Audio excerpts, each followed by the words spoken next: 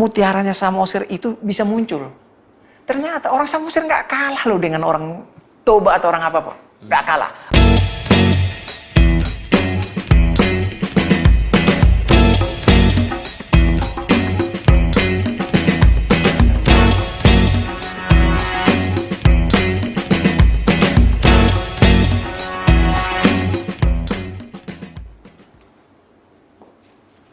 Semangat pagi Indonesia, para sahabat sang kakek dimanapun berada. Pagi ini kita kedatangan tamu dari tempat yang jauh dan daerah yang sangat luar biasa.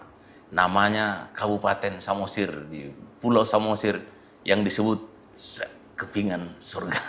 Wah, hari ini kita kedatangan Kepala Dinas Pendidikan Kabupaten Samosir, Pak Utajulu, yang menjadi tamu sang kakek pada pagi hari ini. Kita akan bincang-bincang tentang pendidikan di Samosir.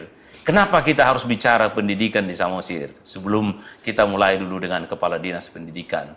Karena Samosir ini adalah Bonapasogit, kampung halaman dari orang Batak. Dan orang Batak terkenal yang paling gigih soal pendidikan, menyekolahkan anaknya. Karena ada dulu nyanyian ciptaan Nahum Situmarang. Anak kokido hamorau dia hugogo pemacari arian nang botari lau pasikolahon geleki. Artinya dia akan kerja keras demi menyekolahkan anaknya, apapun akan dilakukannya. Jadi kita mau tahu dulu sebetulnya si mana sih sekarang ini Bonapasogit, kampung halaman orang Batak ini yang gigih melakukan pendidikan, dan bagaimana peta pendidikan kita di sana. Yang berkompeten menjelaskan itu, itulah tamu kita, Kepala Dinas Pendidikan kita. Selamat pagi Pak Kadis. Pagi, Kak. Oke, iya. Jadi ini tadi pengantar saya bahwa orang Batak yang juga berasal dari Samosir adalah orang yang termasuk gigih dan pendidikan itu adalah skala prioritas. Kira-kira setelah ini pandemi ini juga pendidikan kita ada juga gangguan-gangguan. Tapi saya kira nanti kita akan dengarkan. Sebetulnya pendidikan itu seperti apa sekarang kira-kira Pak? Gambarannya di Pulau Samosir atau Kabupaten Samosir kita. Mohon. Ya, baik. Terima kasih, Kak. Jadi pendidikan kita di Samosir ini kami ingin sampaikan, perkenalkan saya ini Ricardo Hutajulu, Kepala Dinas Pendidikan yang dipercaya Pak Bupati sebagai Kadis Pendidikan tahun 2017. Oh, mulai 2017. Jadi di sana memang karakter pendidikan Samosir itu agak berbeda memang di kawasan Danau Toba, jauh berbeda. Saya kebetulan memang juga orang Toba, bukan aslinya Samosir. Jadi sejak kita diangkat di sana, sebelum di sana pun saya sudah berkecimpung di Dinas Pendidikan, melihat karakter dan paradigma orang tua sebenarnya di Samosir. Nah, pendidikan di Samosir itu bagaimana saat ini? Saya ingin sampaikan memang sampai saat ini sedang bergeliatnya pendidikan Samosir. Sedang bergeliat. Bergeliat mulai tahun 2017. Jadi moto kita di Dinas Pendidikan itu adalah tidak ada kemajuan suatu daerah itu melebihi kemajuan pendidikan. Itu selalu moto saya ambil sejak tahun 2017. Artinya apa? Bahwa sebuah daerah itu maju apabila pendidikannya maju. Dan kami dari Dinas Pendidikan tidak akan mau kalah dengan kemajuan fisik dari daerah. Oh. Dan kami tidak pernah berbasis kepada anggaran yang diberikan pemerintah. Ya, jadi kalaupun seperti di Samosir sekarang, begitu gesitnya Pak Bupati untuk melobi di sana pembangunan fisik dari pusat, saya tidak mau kalah dengan Pak Bupati dengan itu. Jadi pembangunan fisik harus diimbangi dengan pembangunan pendidikan juga. Ya, karena memang SDM kuncinya. Oke. Sering kan dikatakan Pak Bupati, untuk apa pembangunan fisik ini yang luar biasa kalau SDM-nya tidak bisa berkualitas, begitu. Makanya kebetulan visi pemerintah Kabupaten Samosir itu adalah terwujudnya masyarakat Samosir yang mandiri dan berdaya saing, ya kan? Terwujudnya masyarakat Samosir yang sejahtera, mandiri dan berdaya saing. Nah, berdaya saing inilah pendidikan. Tugas kami itu Dinas Pendidikan untuk menciptakan masyarakat Samosir yang berdaya saing. Nah, itu makanya tujuan kita, misi kita adalah bagaimana menciptakan atau melahirkan SDM Samosir untuk dapat berdaya saing. Oh gitu ya. Jadi bicara daya saing berarti kualitas SDM. Kualitas SDM. Kualitas SDM berarti pendidikan. Pendidikan. Tanpa pendidikan ya. Ya tanpa pendidikan tak akan bisa maju suatu daerah itu. Jadi berarti pendidikan ini menjadi indikator dari kemajuan sebuah daerah. Sebuah daerah, ya. Oke, itu mungkin bahwa orang Batak selalu gigih menyekolahkan anaknya karena kita tertinggal hanya bisa berubah nasib. Iya. Dan masa depannya dengan pendidikan. Nah, terus bagaimana kira-kira suasana pendidikan sekarang di Samosir dengan pandemi ini bagaimana kira-kira? Nah, suasana pendidikan di Samosir karena kebetulan Samosir sekarang masih zona hijau. Zona hijau. Zona Oh, hijau. zona hijau. Jadi dengan memedomani SKB 4 Menteri mengatakan bahwa zona hijau bisa melakukan tatap muka. Nah, kita melakukan tatap muka. Sekarang SMP udah masuk sekolah. Sumatera Utara masih Samosir yang berani. Oh, berani. Dan tanggal 7 Agustus kita mulai itu tatap muka SMP dan sampai sekarang tidak ada peningkatan risiko. Artinya juga kita memberikan pembelajaran protokol kesehatan juga kepada anak-anak dan jadi terbiasa. Mereka pakai masker, cuci tangan pakai sabun, ya, jaga jarak itu kita lakukan di sekolah-sekolah. Dan ini rencana kita sesuai dengan SKB 4 Menteri itu 2 bulan setelah SMP, SD bisa masuk. Kita akan buka pembelajaran lagi untuk SD. Rencana kita tanggal 7 Oktober ini. Dan sekarang kita sedang sosialisasi ke sekolah-sekolah agar sekolah mempersiapkan fasilitas protokol kesehatan. Situ dia. Tapi ada sempat kesan bahwa pendidikan di Samosir ini seakan-akan tertinggal dari daerah-daerah lain setelah Pak Kepala Dinas Pendidikan diserahkan dan diberi tanggung jawab. Mana kira-kira posisi dan kondisinya sekarang ini? Baik, itu yang saya katakan tadi. Jadi karakter kita di Samosir agak berbeda dengan Toba barangkali ya, karena saya orang Toba. Anak koki Hamorandia itu iya, tapi tidak mayoritas di Samosir. Tidak mayoritas. Beda dengan di Toba. Di Toba itu, kan saya anak Toba, di sana pantang, anaknya tidak sarjana. Di Samosir orang tuanya sebagian ya kurang gigih dengan itu. Kalau saya bandingkan dengan yang lain, kurang gigih. Walaupun ada juga yang gigih. Nah, karakter itu yang saya baca di Samosir, bagaimana mutiaranya Samosir itu bisa muncul. Ternyata orang Samosir nggak kalah loh dengan orang Toba atau orang apapun. Nggak kalah. Udah saya lihat. Buktinya, setelah saya coba 2017 menghubungi beberapa perusahaan untuk membikin mereka ini sekolah. Ada di sana sekolah unggul, Del dan Yasop dan Mata Uli itu. Mereka ternyata bisa. Ternyata selama ini, kenapa nggak pernah ada yang dari Samosir yang muncul di SMA Yasop ini? Orang tuanya takut menyekolahkan ke sana. Takutnya kenapa? Bukan karena anaknya nggak mampu. Kalau ada anaknya mengatakan, Pak, saya mau sekolah di SMA Unggul. Dan nggak kepek tuh sih. Karena memang terkenal SMA Unggul itu besar biayanya. Mahal. Dan memang iya dibandingkan dengan negeri nggak bayar. Iya. Nah, karakter ini yang saya pegang. Akhirnya saya gandeng beberapa perusahaan. Awalnya orang tua itu nggak percaya. Saya udah katakan, saya sosialisasi ke sekolah SMP. Karena saya ingin membuat, karena saya lihat kok nggak pernah muncul ya dari Samosir. Saya ingin gabungkan mutiara-mutiara Samosir itu dengan mutiara-mutiara se-Indonesia. Karena saya meyakini yang masuk ke SMA Unggul Del dan Yasop atau Mata Uli itu adalah mutiara-mutiara Indonesia. Yang diseleksi di situ loh. Ya, mutiara Samosir kenapa nggak bisa gitu. Tapi karena persoalan ekonomi, jadi ini dia, saya gandeng ada satu perusahaan. Awalnya 2 orang yang masuk beasiswa full langsung dari ada satu perusahaan. Setelah di backing, orang tua jadi semangat. Ternyata yang dikatakan Pak Kadis itu benar. Jadi dan ini tahun 2018 awalnya. 2018. Betul. Dan tahun 2019 siswa yang masuk ke SMA Unggul semakin menaik. Yang lucunya semakin menaik yang tidak mampu, gitu dia. Tahun 2018 hanya 2 yang tidak mampu. 2 yang tidak mampu. Nah, tahun 2019 17 yang masuk, 9 yang tidak mampu. Wah, itu dia, 9. Makin jelas terlihat ya. Makin jelas bahwa memang orang yang tidak mampu ini memang betul ingin berhasil. Nah, mereka datang ke kita. Apa mampu Pak Kadis? Kita 9 loh. Oke, tahun 2018 yang lalu hanya 2. Bapak sanggup. Saya katakan, kalau kita berdoa ke Tuhan, kenapa nggak bisa? Walaupun saya didikan juga. Gitu. Didikan juga. Gimana ini nanti? Gimana 9 orang? Lebih banyak yang nggak mampu gitu. Iya. Tapi ya saya harus jujur, memang saya harus berdoa. Iya. Karena perusahaan yang saya gandeng masih 1. Saya buat istilah mengamen. Saya mengamen ke beberapa perusahaan. Saya udah tahu 9 yang lulus, yang nggak mampu dari 17 ini. Untuk tidak mengurangi semangat anak-anak, karena anak-anak sudah istilah orang Batak ngaisak di hoti, Pak. Terserah Bapak lah.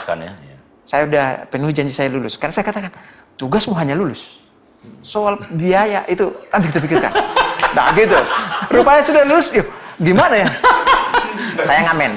Ngamen. Ada 4 perusahaan saya jalani. Ternyata syukur alhamdulillah. Dapat 7.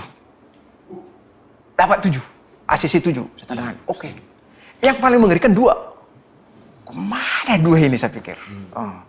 Dan lucunya yang 2 ini yang paling tidak mampu dari yang 9. Saya pikir-pikir gimana Pak. Ya memang saya akui bertuhan itu, memang Tuhan itu ada. Berdua saya, tunjukkanlah Tuhan. Anak ini betul-betul anak Samosir yang brilian. Gitu. Ya ternyata ada yang nelpon. Ada asuransi nelpon. Kami mau datang ke rumah Bapak. Ya, ada apa ini? Kamu menawarkan asuransi. Awalnya asuransi loh. Ini gimana caranya asuransi mau ngapain? Ya udah, kita terima.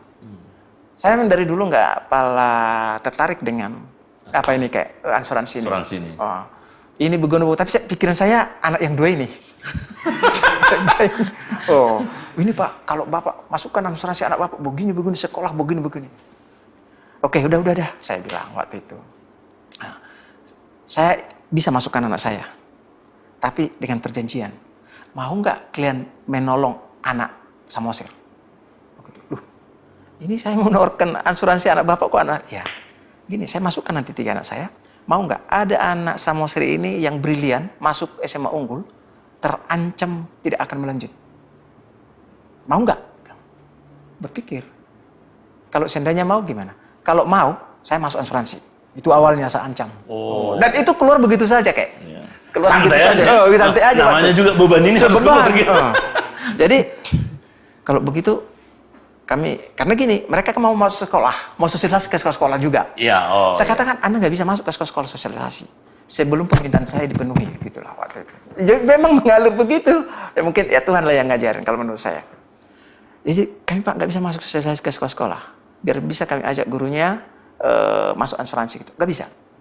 Ini kan hak saya bilang. Supaya bisa gimana? Supaya bisa penuhi permintaan saya. Wah itu awalnya. Akhirnya kalau begitu kami pulang, dilapor ke pimpinan, ke presiden direkturnya langsung. Presiden direkturnya langsung memanggil saya. Pak, bisa kami undang? Bisa. Rupanya mereka ada CSR mereka katanya mau disumbang ke Samosir untuk membuat taman bacaan. Sebesar 100 juta. Gini Pak Kadis, kalau bisa izinkanlah kami masuk ke sekolah. Ada rencana kami mau menyumbang 100 juta untuk membangun taman bacaan di sana. Ini sudah jalan, saya pikir. Sudah jalan. Masuk ya? Masuk. Udah ada 100 juta. Artinya anak saya yang 2 ini setidaknya 1,5 tahun bisa lah ini dibiayai. Aman dulu, 1,5 tahun. Saya katakan, oke, mari kita berargumen. Saya katakan ke presiden direkturnya. 100 juta yang Anda berikan nanti membuat taman bacaan, itu manfaatnya hanya segelintir. Tapi kalau kita berikan yang 100 juta ini, ada anak saya, 2 orang sekarang terancam untuk sekolah di sekolah unggul. Saya bilang, kalau menurut saya 100 juta itu lebih bagus dimainkan ke sana. Saya bilang, loh, tapi ini Pak untuk orang banyak, betul untuk orang banyak. Tapi sekarang soal membaca buku ini, perpustakaan sekolah saya udah lengkap. Saya pikir nggak bisa diimbangi karena dana DAK setiap tahun buku itu selalu kita update di sekolah. Saya bilang, hanya berdebat kami begitu panjang. Saya pulang nggak dijawab pada waktu itu. Oh ya? Nggak dijawab pada waktu itu. Seminggu lagi dipanggil. Kami sudah rapat pimpinan, deal. Kayak anak Bapak yang wah, saya nangis di situ Pak. Kayak, saya nangis di situ. Wah. Pimpinan semua sudah setuju. Kayak anak Bapak yang berdua. Jadi rencananya mau ditransfer ke rekening saya. Saya nggak mau. Saya katakan. Gitu saya katakan kayak. Saya nggak mau bersentuhan dengan uang itu. Itu salurkan ke sekolahnya. Biar saya telepon sekarang sekolahnya supaya itu diterima karena sempat hampir nggak bisa masuk sekolah. Nah, saya telepon ke SMA Unggul Del waktu itu bisa nggak karena biasanya kan uang sekolah mereka kan per bulan. Ya. Nah, saya katakan, bisa nggak anak saya yang itu yang mau hampir tidak sekolah itu ke rekening SMA Unggul Del? Bisa. Oke. Saya katakan ke salah satu asuransi ini, tolong ditransfer ke rekening SMA Unggul Del. Di situ. Ditransfer. Nah, itu ditransfer lah itu. Aman, Bang. Aman lah yang 9 orang itu. Nah, itu. Aman sebenarnya. Tapi kayak ingin saya ceritakan 9 orang. Ternyata yang 100 juta ini dibagi 2 orang kan berarti 50 juta, 50 juta. Iya. Nah, datanglah warning dari SMA Unggul Del pada bulan 7 yang lalu. Bahwa biaya berdua ini hanya sampai bulan 12. Tahun ini. Tahun ini. Stres saya pikiran. Padahal anak ini udah semangat. Jadi mereka ini Udah selamat gitu. Udah selamat. Bulan 1 seterusnya nggak ada lagi. Nah, akhirnya gimana saya pikir? Saya tawarkan ke perusahaan, mereka nggak mau nanggung kalau hanya di pertengahan jalan. Kan pertengahan jalan ini kayak. Akhirnya ya saya berdua juga ini sama Tuhan. Kasih jalan lah. Saya ke asuransi tidak memberikan respon. Oh, kami hanya bisa tanggung hanya itu. Akhirnya saya bikin lagi senjata saya yang pertama. Mereka mau sosialisasi ke sekolah. Saya cut. Asuransi nggak bisa lagi. Tuh, perjanjian kita kan kalau kita kasih, kan kami bisa masuk ke sosialisasi. Oh, kebetulan ini kan COVID. Anda nggak bisa masuk. Itu awalnya. Alasannya. Alasan lah ini kan. Wah, ini susah. Mungkin mereka diperdebatkan. Nah, jadi nggak bisa kami masuk, nggak bisa. Rupanya di WWA saya katakan, tolonglah anak saya itu masih sampai bulan 12. Saya kirim warningnya SMA Unggul Del itu bahwa biaya mereka sampai bulan 12. Saya kirim.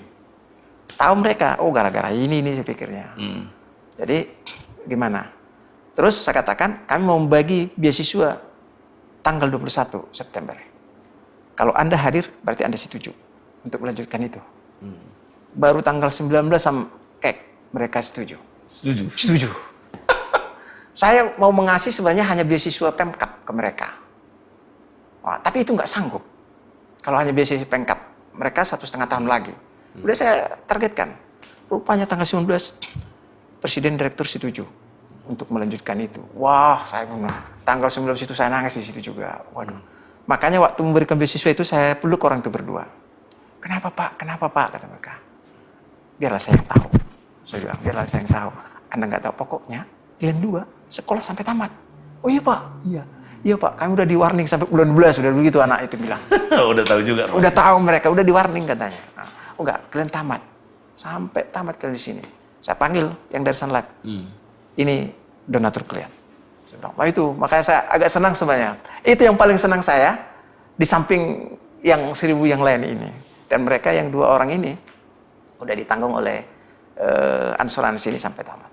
Itu luar biasanya. Jadi berarti ini sebetulnya masalah pendidikan kita di Samosir ini bukan hanya soal uang, tapi juga menyangkut mental, mindsetnya orang tua, Iya. kegigihannya yang kurang sebagian, untuk menyekolahkan anaknya yang sebetulnya mampu. Iya. Ada mutiara-mutiara. Iya. Nah ini perlu ini. Saya kira para sahabat sang kakek ini kalau ada menurut Kepala Dinas Pendidikan kita, Bapak Utajudu, ada sebetulnya potensi anak-anak ini, mutiara ini. Tapi kadang orang tuanya kurang semangat atau tidak memiliki semangat yang gigih untuk menyekolahkannya. Sampai ada upaya-upaya personal yang sebetulnya dilakukan oleh Bapak Kepala Dinas Pendidikan kita untuk bisa mengangkat mutiara ini. Ada, kalau dari 17,9 yang tidak mampu, berarti di atas 50%. Yang mampu ini, yang secara brain otaknya mampu, tapi secara ekonomi tidak mampu. Ini jadi satu kendala. Jadi berarti kendala kita bukan hanya soal kualitas dan segala macamnya, tapi menyangkut juga mental orang tua, biaya juga dan kemampuan orang tua juga untuk. Jadi ke depan gimana kira-kira rencananya untuk beasiswa dan bagaimana mutiara ini kita angkat lebih banyak? Jadi di situ sebenarnya Pak Bupati begitu antusias setelah kita paparkan demikian. Sejak tahun 2017, awalnya itu saya menggugah Pak Bupati dan mulai tahun 2017 kan sudah kita berikan beasiswa ke anak Samosir. Saya katakan, Pak, saya tahu karakter orang Samosir. Kita harus membikin pendidikan mereka. Nah, makanya beliau ini setuju. Beasiswa itu salah satu, dan saya meyakini beasiswa ini salah satu cara untuk menaikkan kualitas pendidikan, di samping kita juga melatih guru-guru kita, melatih siswa kita. Tahun 2019 itu kita berikan beasiswa sebanyak 1014. 1014. 1014 SD SMP. Jadi apalagi anak yatim piatu, Pak Bupati itu luar biasa perhatiannya. Setiap tahun Natal itu memberikan bingkisan di samping beasiswa. Beliau ini seperti itu. Jadi dikumpulkan itu anak yatim piatu di rumah dinas, diajak sama makan, kebaktian sebentar, baru diajak makan. Nah itu di samping beasiswa. Karena apa? Kan sesuai dengan Undang-Undang Dasar juga bahwa anak terlantar, kita nggak terlantar itu tanggung jawab negara. Tanggung jawab negara kan. Jadi Pak Bupati ya memang mengaplikasikan itu. Dan memang luar biasa beliau. Jadi ini beasiswa ini, makanya langsung disampaikan beliau pada waktu pemberian beasiswa tanggal 21 ini akan meningkat. Akan meningkat untuk pemberian. Tahun 2019 itu kita berikan beasiswa hanya mahasiswa Sumatera Utara. Di samping 5 perguruan tinggi terfavorit sesuai dengan penilaian Badan Akreditasi. Nah, ini tahun 2020 udah seluruh perguruan tinggi negeri se-Indonesia. Makanya begitu besar. Gitu dia. Dan luar biasanya kalau ada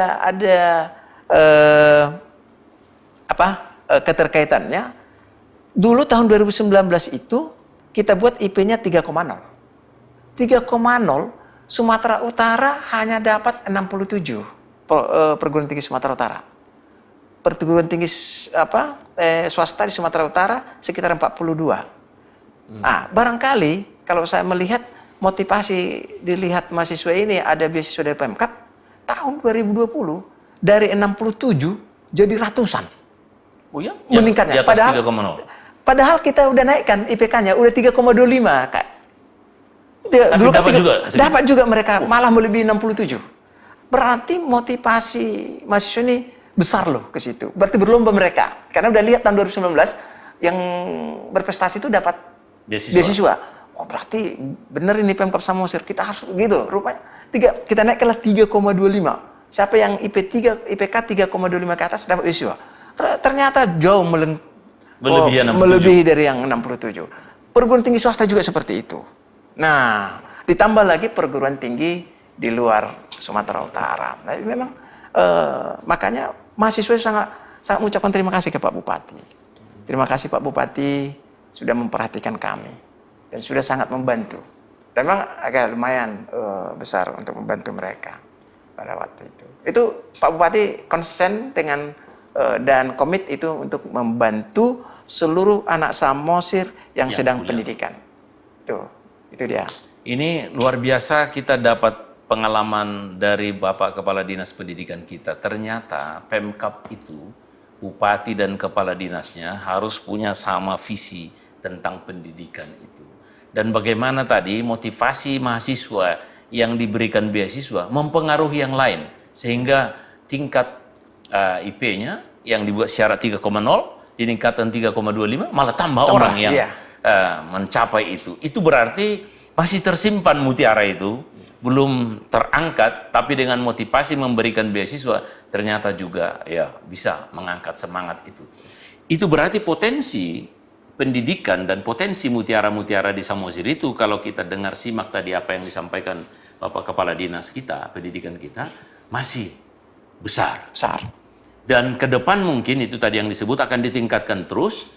Kita bersyukur bahwa Pak Kepala Dinas dan Bupati Samosir punya visi untuk meningkatkan dan memberikan beasiswa tersebut. Kita berharap ke depannya Pak Kadis bisa ini makin meningkat, pendidikan kita di Samosir makin baik, kualitas SDM kita sehingga daya saing itu bisa kita penuhi sehingga Samosir bisa menjadi, ya apalagi kan katanya meningkatkan pariwisata, pertanian, itu semua butuh kualitas sumber daya manusianya.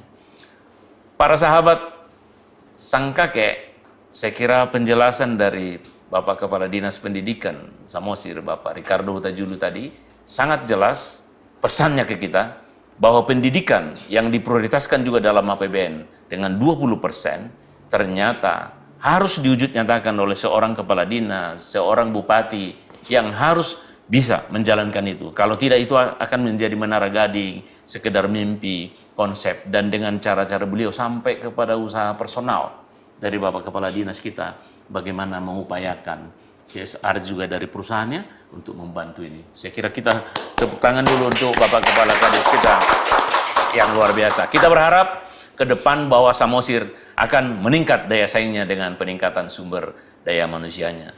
Bapak, Ibu, saudara-saudara, sahabat sang kakek, saya kira ada tadi pesan yang terselip juga sedikit lagi, bahwa para perantau anak Samosir, mari juga kita peduli. Mana tahu ada mutiara-mutiara itu yang dibutuhkan. Kalau kita punya perusahaan, punya usaha, bolehlah menyalurkan tanggung jawab sosialnya melalui Dinas Pendidikan supaya makin melambung para mutiara ini.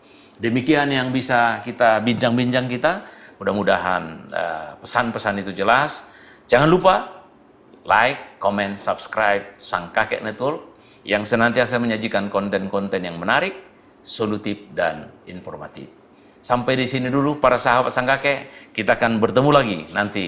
Mudah-mudahan ini bukan yang pertama dan terakhir, tapi boleh lain yang pertama. Dan nanti kita lanjut dengan Bapak Kepala Dinas Pendidikan dari Kabupaten Samosir, Bapak Ricardo Hutajudu. Terima kasih Pak untuk penjelasannya. Mudah-mudahan pendidikan kita makin baik. Salam COVID. Salam. Mudah-mudahan ini semua bisa sampai ke para pendengar dan sahabat Sang Kakek. Pesan-pesan.